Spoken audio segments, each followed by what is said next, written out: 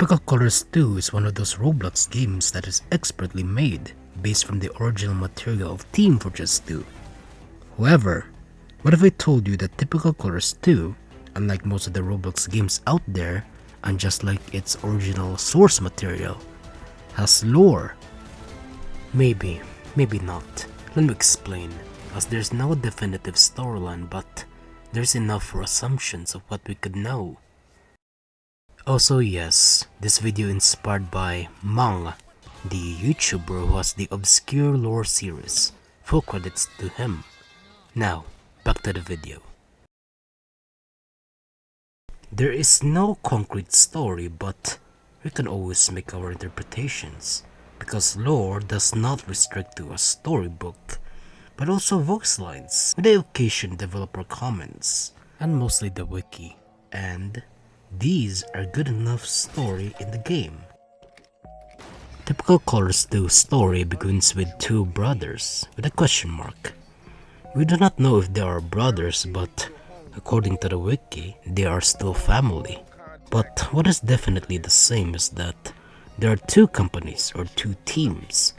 This time, it is Green Team, GRN, which stands for Gerhard and Redison's Natural Restoration, and RED, RED, which is an acronym for Reginald Earthly Discoveries. Green is a company that focuses on nature restoration, which intend to make the planet healthier and doing repairs alongside it at all costs. The CEO, Thomas and Gerhard, being the first brother / family relation that owns the company. The company is at odds and fighting Red's illegal business of exploiting the natural resources by gaining their territories and sometimes payload bombs to disrupt their operations. Moreover, according to the developer Crystal, Green does not make any weapons or any products, but rather it is provided by governments. RED is a company that focuses on mining operations and weapon technologies, so it is a company that is industrial and machinery operations dependent, which on the planet's resources. The CEO is Reginald Alexander Redison, being the second brother / family relation who owns the company. The company is seeking, initially, to take control half of the world's government and to destroy the rival of Green, with the intention of ruling the world. There's no more information between these two teams, except the war between them and the fate of the world is at hand. We do not even know how the 9 playable classes meet, which team would they be on, and what are they even doing to be on the team. These questions are, unfortunately, have no answers. With that said, there's no more story in the game, for now. From doing searches in the most obscure part of the game, I found the Voicelines. There are Voicelines in the game, be it from the 9 classes, Miss Charlie, or even the administrator, that indicate that there's a very minuscule story to have. So, let us hear them. We begin with Miss Charlie. She is the administrator's assistant. Each playable class has a very unique and insightful voice line from her. For example, there's a flanker contract. Hey flanker, it's Charlie. Less talking, more listening. I need your help. This is a goldmine for lore. Now, let us hear what Miss Charlie thinks of the 9 classes. Miss Charlie thinks and says that flanker is annoying and loud. It is also hinted that flanker asks Miss Charlie to hang out, maybe to a date. Nonetheless, she feels indifferent about it. Flanker, Charlie here. For the last time, no, I do not have time to hang out with you. Moving along, I need you to get this done fast, and I know that's something you can at least do. Flanker? Flanker, it's Charlie. Are you even listening to me? Anyways, I've got a contract for you, a big one. Miss Charlie thinks Trooper is very patriotic of his country as it is his personality, but she was also encouraging him to be passionate about it, in the most graphic ways. Trooper, it's Charlie.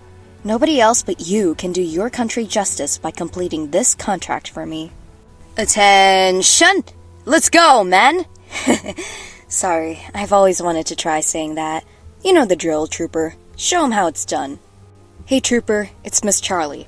I've got a job and it requires lots of killing, ripping people's guts out, snapping people's necks, and the like. Interested yet?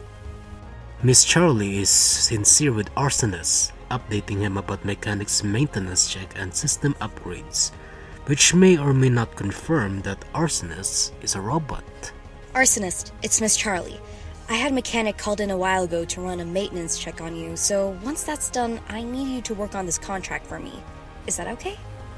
Arsonist, it's Charlie. Mechanic told me he's working on beefing up your systems for maximum battle efficiency. At least, that's how he put it.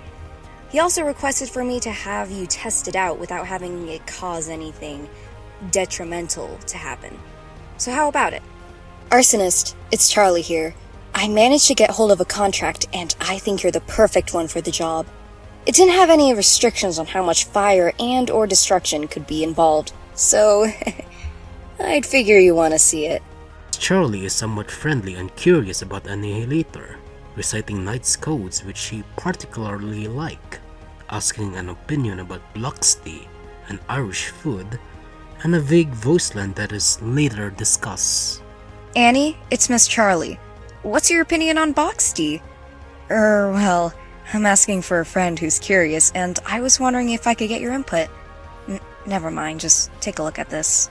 Annie, it's Charlie here. Never turn the back upon a foe. Sound familiar? Perhaps you'd be interested in taking out this job I got then. You've got a score to settle, Annie. Get to it. Hey, Annie, it's Miss Charlie. Would you mind helping me out with a job, lad? Sorry for doing that. I just thought it would better catch your attention. But yeah, I do have a job and I do need your help. Miss Charlie thinks Agent is very competent, being a professional and can quickly deal with tasks easily, as she knows that she is deadly. Hi, Agent. It's Charlie here. There's something I need you to take care of, and no slip-ups. Of course, feel free to bring along anything you think will help. Though, I'm sure your melee weapon will be plenty on its own. Remaining undercover is an important trait on itself, isn't it? Agent, Charlie here. I know you're definitely familiar with clearing out waves of insignificant targets. If it's something you wouldn't mind doing for a while longer, consider taking up this contract I got. I'll handle the rest from there. Agent, it's Charlie. Knowing you as a professional, surely this job will be a cinch for somebody with your skills. With that being said, I need this to be done as soon as possible. Got it? Miss Charlie respects Mechanic, mentioning how he is more brains than brawn, but it can also be both with his buildings, valuing him to always having a plan. Hi, Mechanic. It's Charlie. Think you can lend me a few of your machines for this contract? Actually, on second thought, take them with you. Having someone with a sound mind and some extra firepower might just be what I need for this. Mechanic, it's Miss Charlie. Got a contract that requires more brains than brawn, though both are welcome. Surely hauling around those buildings of yours can be tough work, right? I'm getting sidetracked, never mind.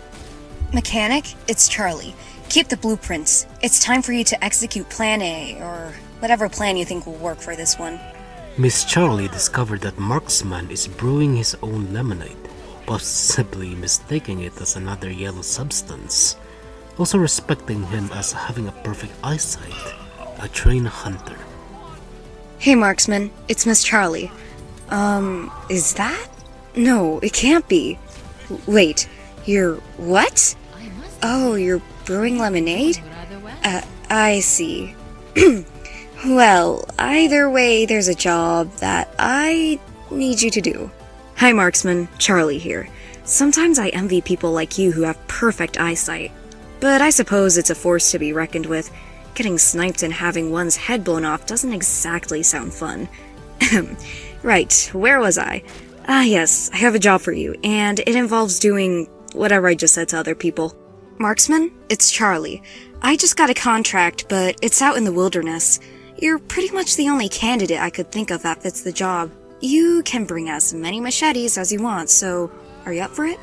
Miss Charlie thinks Doctor as competent and deadly, and he is not as innocent as he portrays to be, especially his skills with body parts. Doc, it's Charlie. I've got a job, and normally I'd prefer if you had some sort of surgical preparation for it. But I'm sure you have other means of working around that. Hey Doc, it's Miss Charlie. Say, you've had plenty of procedures that involve dissecting organisms, yes? Well, there's a contract that I just got. You might want to consider having a look at it. In any case, your saw should be more than enough for the job. Hi Doc, it's Charlie. I've always wondered, how do you go around doing surgeries without gloves on? Wouldn't it be annoying to clear up afterwards? Unless this is implying that your skills are more deadly than you let on. Pardon me, forget I said anything. Miss Charlie is very friendly and has the most lore drop to Brute, because she thinks Brute to be a foodie, as he always brings food to eat, but also discovering that he cooks his own food, and curious if he could cook for the administrator. Furthermore, Brute's nickname, or maybe real name as mentioned by Miss Charlie, is Big Tony, but it is exclusive to his biker gang with his bike. Hey Brute, it's Miss Charlie. I need you to put that food down. Before you argue, I've got a job, and if you do it, you'll be getting even more than one of those things. Deal? Brute, it's Charlie. Or should I call you Big Tony? Kidding, of course. I know that name's something you hold dear for your biker gang. If anybody can do this job, it's you, big guy. I'm sure your teammates are all cheering you on too. So get out there and make them proud, alright? Brute, Charlie here. I was wondering, is there any chance you could cook up a meal for the administrator? It's no big deal, really. He's just been really curious about your cooking tastes, considering you always bring it to battle. Never mind. Just do this contract I've got for you. There we have it, everyone. The obscure lore of typical Color Steel. However, there's still more obscure lore, but sadly, I have to reserve it for part 2. Next time, we'll be talking about how there is a third team in the game. Aside from Green and Red, there's a third mysterious company. Talking more about these portraits and more voice lines. As for the moment, farewell everyone and have a great day.